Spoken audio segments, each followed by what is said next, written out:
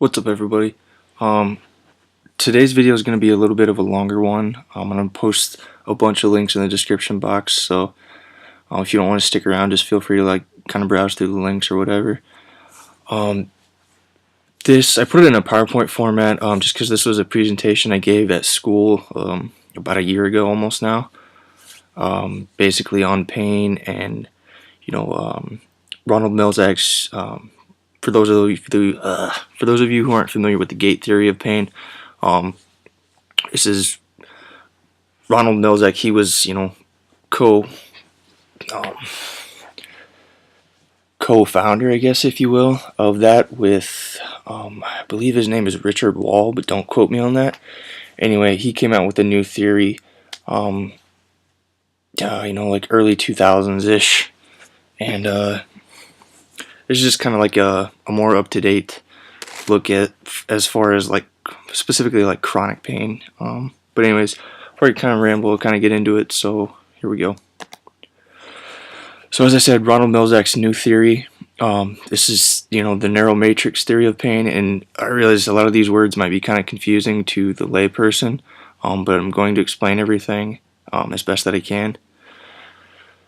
So as I said, this new theory, the Neuro matrix theory of pain, basically pain is a multi-dimensional experience. Pain is produced by what he calls neurosignature patterns via nerve impulses. Neurosignature patterns may be stimulated by sensory inputs, but may also be stimulated independent of them. And we'll kind of get into more detail as we go along. So what exactly is a neurosignature pattern? Well, Melzack defines these as cyclical processing and synthesis of nerve impulses through the neural matrix, which imparts a pattern inside your brain.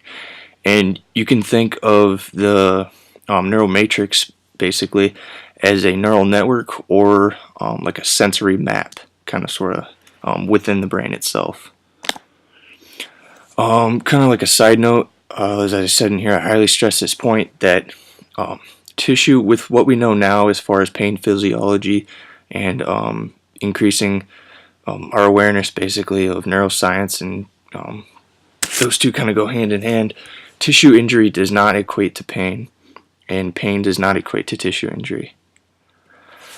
As mentioned earlier, pain is a multidimensional experience shaped by experiences in and of themselves, sensory inputs, and all sorts of psychosocial factors that come into play. So here we go with chronic pain. More often than not, the tissue is damaged if any tissue damage occurred, because again, you don't have to have tissue damage to have pain. Have long since healed, yet pain persists. So this is the issue, the persisting pain. Chronic pains clearly are not a warning to prevent physical injury or disease. They are the disease, the result of neural mechanisms gone awry. And that's a quote from Melzack himself. So Melzack's new nervous system. His theory consists of four major components: the body-self neuromatrix, cyclical processing and synthesis in which the neural signature is produced, the sentient neural hub, which transduces the flow of neural signatures, so those impulses or patterns, if you will, into the flow of experience. So basically perception, and activation of an action neural matrix to provide the pattern of movements to bring about the desired goal. So basically my main takeaway from this theory is the neural signature for pain experience is determined by the synaptic architecture of the neural matrix, or that map within your head, which is produced by genetic and sensory influences. So basically, if any of this hasn't made sense yet, pain is a very, very complex process, and we're still learning so much more about it, as well as the brain. So who is Lorimer Moseley? One of the leading researchers behind the physiology and neuroscience of pain. His book Explain Pain, which I actually have, and I have read it, I would highly recommend it, by the way, is phenomenal for those interested in learning about pain. Reconceptualizing pain. Moseley argues that pain does not indicate the state of the tissues, that pain is more complex than once thought.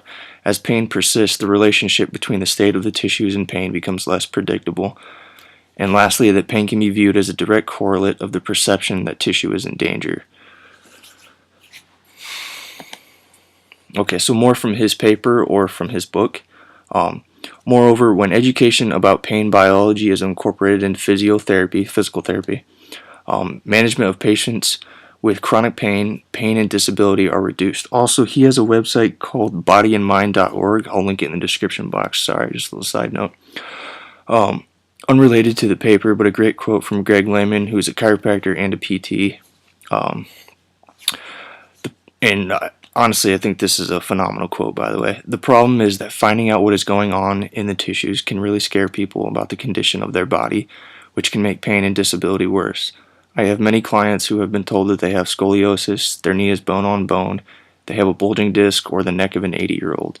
Even though none of these facts have any real meaning, they make a very strong impression that becomes a permanent part of the person's self-image. It's a lifelong nocebo. Thanks, Doc.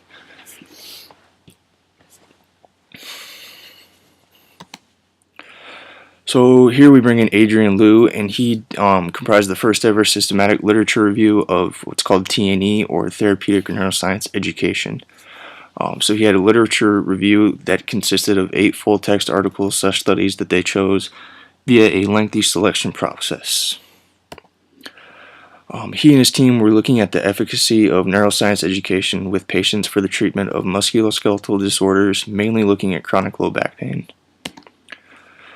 One-on-one treatment sessions were deemed the best suit for T&E sessions. All of the T&E sessions conducted in the full-text articles/studies were done by PTs.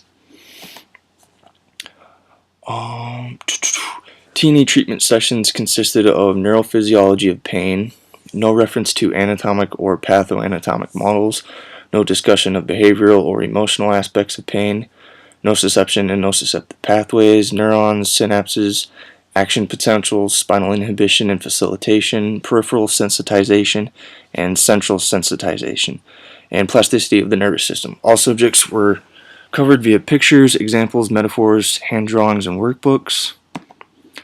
Takeaways: Liu and his team came to the conclusion that T&E has very compelling evidence in decreasing pain ratings, increasing physical performance, decreasing perceived disability, and also may decrease catastrophization, which is just like the fear of doing a movement or thinking about it, and then pain just comes out of nowhere, basically just making the situation worse than it is in patients with chronic musculoskeletal pain.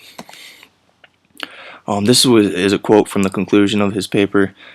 Neuroscience education focuses on a detailed description of the biology and physiology of the nervous system and brain's processing of pain and nociceptive input. This approach is in direct contrast to prevailing biomedical models, which focus on tissues and tissue injury. As I was talking about, Explain Pain by Lorimer Moseley and David Butler is the co-author. A few things to be highlighted that I picked up on from reading a handful of sections.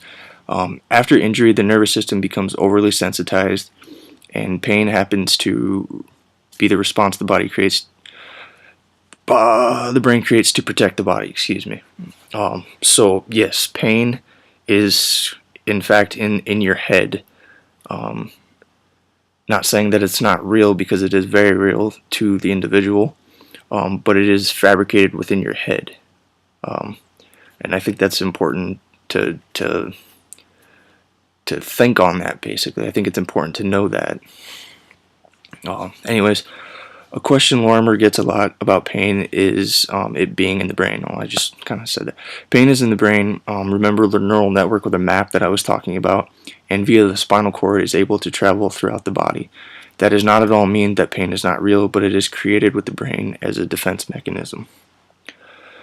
So what happens with tissue injury, or not even tissue injury, but with pain, is that, as he's saying here, your nervous system gets overly sensitized, and with chronic pain, the issue becomes, like I was talking about earlier, that the injury could be gone, and there could be no injury, but the pain persists, and that is the issue.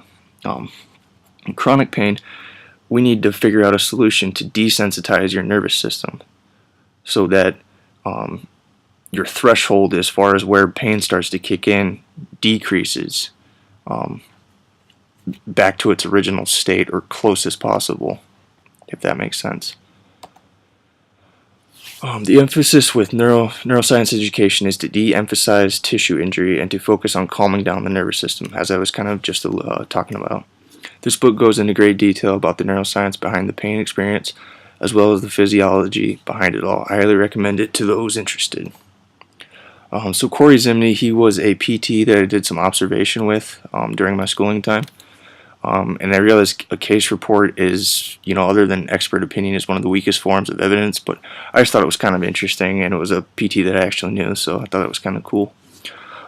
Patient is a 19-year-old female who injured her lower back attempting to transfer a patient. She is a CNA employed in a skilled nursing facility. Zimney attempted to treat her via TNE as well as other interventions, mainly manual therapy techniques such as mobilizations. The patient was referred to physical therapy exactly 1 week after the injury was sustained. She was only seen for 5 visits, including the initial evaluation, which is where the TNE sessions began too. She was given TNE treatment sessions about the pain mechanisms that coincided with tissue healing and explanations of diagnosis, prognosis, and treatment interventions with limited focus on pathoanatomic models. After only 5 sessions over a 2-week time period, the patient demonstrated full range of motion in the lumbar spine and also met job requirements with being able to lift 50 pounds. Just limitations of this case report. Obviously, it's a case report, so that's one in of itself. The short duration, it was like 2 weeks. Only 5 actual TNE sessions were given. The acute injury itself, and personally I would be interested in seeing just TNE sessions being looked at, meaning no other interventions, and some further studies associated with only chronic pain. I'd also like to see that looked at as far as a longer time span, and 2 weeks is not very much, so I'd like to see it prolonged. Kind of like a summary or summation, pain is a very, very complex process / experience. More research is needed for long-term studies. A few of the full-text articles / studies in the literature review were based on the efficacy of TNE sessions given within the first month of PT and at the 1-year mark. Therapeutic neuroscience education has adequately shown to decrease pain ratings and disability, but again, further research is still needed, especially kind of like some long-term stuff. So here what we have is a picture of the fear avoidance model of chronic pain. So as you can see, we start over on the far left here with pain anxiety.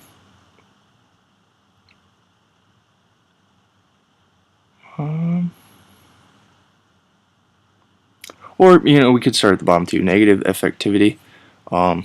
So that kind of leads into catastrophizing, which leads into, as I said, fear of pain. And then as you can see just through the little picture here is that we have this vicious cycle where it goes from catastrophizing to fear of pain to pain anxiety to avoidance, so talking about like avoiding a movement or avoiding doing something. Then you go into disuse, disability, depression. Oh, there it is at the top, you have the injury, so there we go, that's where you start. And then that goes into the pain experience. Well, you can see how you can go on the left-hand side here, this vicious cycle, which often happens in chronic pain. But you also see off on the right here where you have injury down to pain experience. You start to figure out how pain works, how the brain sort of works in regards to that. Your fear levels get lowered. You confront the issues, and then you are on a smaller window or a smaller time frame towards recovery. So I'll kind of read the little graphic here. The fear avoidance model of chronic pain shows how acute pain after an injury can become chronic pain due to pain, catastrophizing, a negative mental state about pain, fear of pain, and anxiety. So what we have here is a bottom-up versus a top-down modulation, basically meaning how is pain, where does it start, and how does it work throughout the body. So off on the left, the top left there, we have what would be an ascending bottom-up information. And as you can see, it says 16th century. That's from Rene Descartes. I think that's how you pronounce it. I'm not sure that's how you pronounce his last name, but he always thought of, and he was a very, very smart man. He had thought of it in the 16th century as a bottom-up type of thing, as far as like a pain experience. We're off on the left there, you have the 21st century where, and it kind of shows you on the infographic if you follow the colors, with the red being the bottom up and the green being the bottom down.